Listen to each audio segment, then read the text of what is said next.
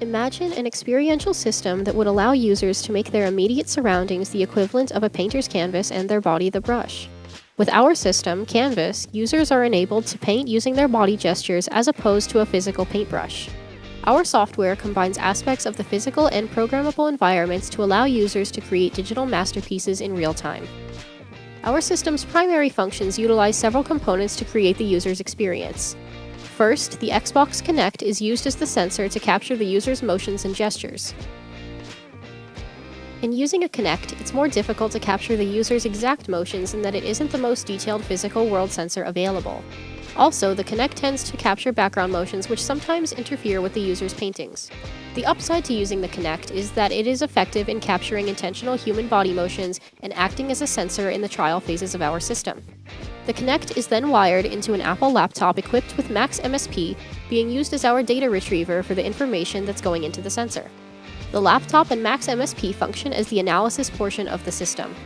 Our patch is wired in such a way that it captures the motions of the right hand as the actual paintbrush on the digital canvas. The Max MSP patch was quite the challenge to make and required the greatest deal of time to construct. The problems we encountered with the patch were wiring Kinect's input to correctly manipulate the values in Max. Max MSP was beneficial because it was easier to understand and patch due to the visual aspect of its system.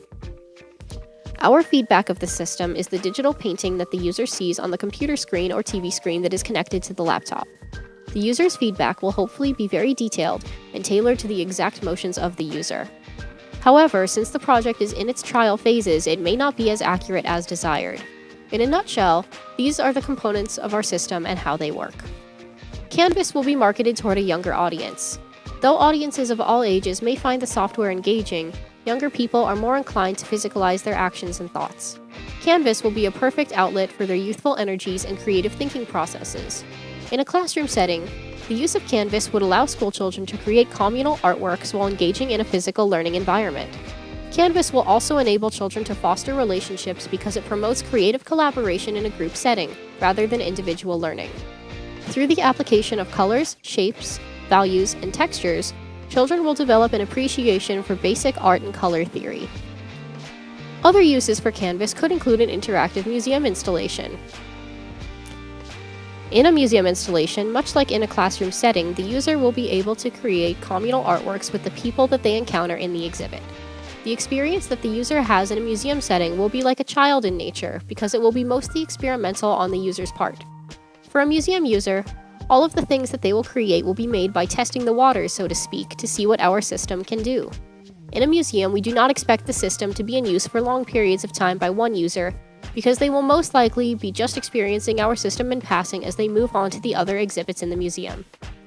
That being said, we still intend our system to evoke wonder and creativity in the user because this method of creating digital artworks is not a common one and will be a new experience for our users. The feedback that we received was useful in that it helped us understand how a user will interact with our system and how we can improve the system. There were two types of feedbacks that we received: observational feedback and verbal feedback.